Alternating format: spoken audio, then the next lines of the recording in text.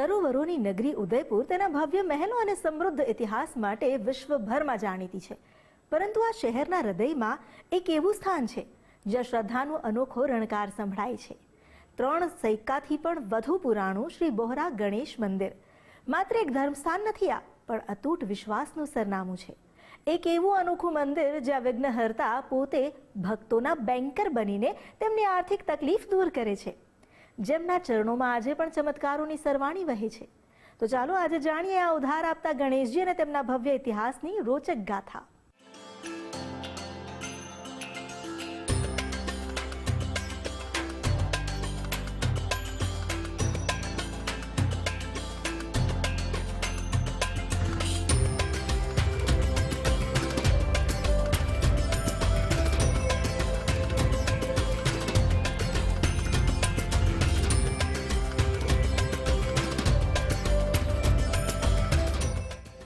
આસ્થાની દિવ્ય બેંક શ્રી બોહરા ગણેશ.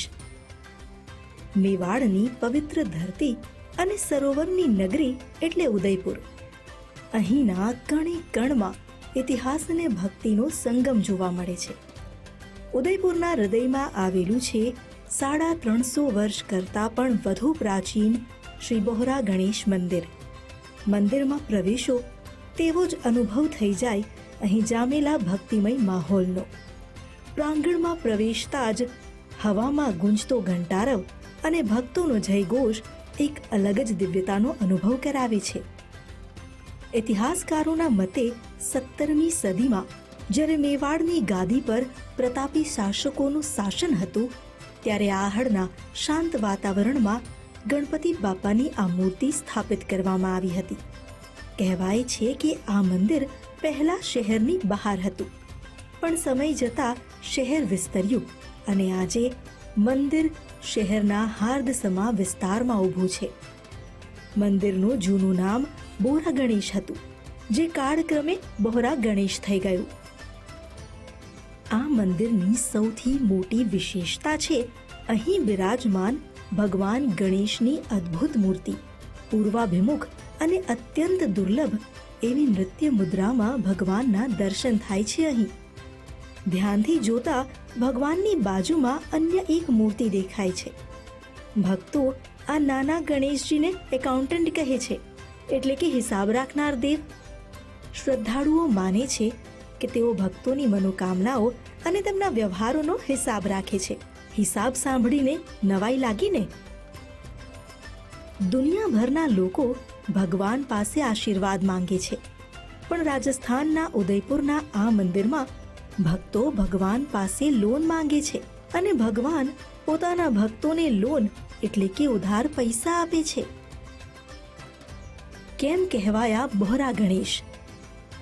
આ ગણેશજીને બોહરા ગણેશ કેમ કહેવામાં આવે છે તેની પાછળ તમે વિચાર્યું પણ નહીં હોય એવી રસપ્રદ દંતકથા છે. વાત છે 7-8 દાયકા પહેલાની, જ્યારે કોઈ જરૂરિયાતમંદ વ્યક્તિને લગ્ન કે વ્યવસાય માટે નાણાંની જરૂર પડતી, ત્યારે તે ભાવિક શ્રદ્ધાથી કાગળ પર રકમ લખી ભગવાનના ચરણોમાં મૂકી દેતા. કહેવાય છે કે ગણેશજીને કહ્યા બાદ કોઈને કોઈ સ્વરૂપે તેમને આર્થિક મદદ મળી જ જતી. ભારતમાં બોહરા સમુદાય વ્યાજ અને નાણાકીય વ્યવહાર માટે જાણીતો છે, એટલે આર્થિક મદદ કરનાર ભગવાન ગણેશ ત્યારથી કહેવાવા લાગ્યા બોહરા ગણેશ. સમય ભલે બદલાયો, પણ શ્રદ્ધા આજે પણ અકબંધ છે.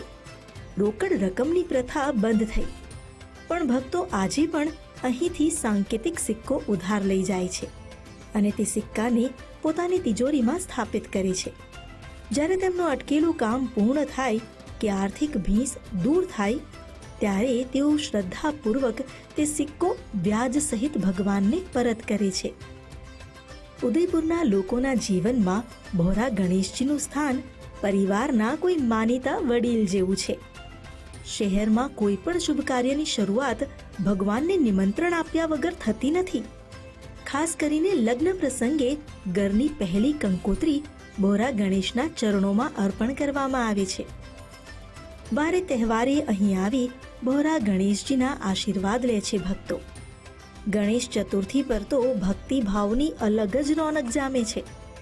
ભગવાનને આ પર્વમાં આંગી પૂજા દ્વારા સોના ચાંદીના વરખ અને ફૂલોથી દિવ્ય શણગાર કરાય છે. મંદિરની આસપાસ ભવ્ય મેળો ભરાય છે. આ સિવાય દર બુધવારે પણ દર્શનાર્થીઓની કિલોમીટર લાંબી કતાર જોવા મળે છે. તહેવારો પર અહીં અન્નકૂટ ધરાવાય છે. મંદિર તરફથી વિશેષ આયોજન કરવામાં આવે છે. 360 વર્ષના ઇતિહાસથી લઈને આજની દિવ્ય બેન્કર તરીકેની ભગવાનની ચમત્કારિક ઓળખ, જે આ મંદિરને કરોડો લોકોના વિશ્વાસનું કેન્દ્ર બનાવે છે. અહીં ભક્તિ અને ભક્તોનો વિશ્વાસ એક અનોખો વ્યવહાર રચે છે. જો તમે પણ જીવનમાં આર્થિક સંકટમાં ઘેરાયેલા હોવ તો ઉદયપુરના આ નૃત્ય કરતા ગણેશજીના દરબારમાં એકવાર માથું અચૂક ટેકવજો, કારણ કે અહીંથી કોઈ ક્યારેય ખાલી હાથે પાછું નથી ફર્યું.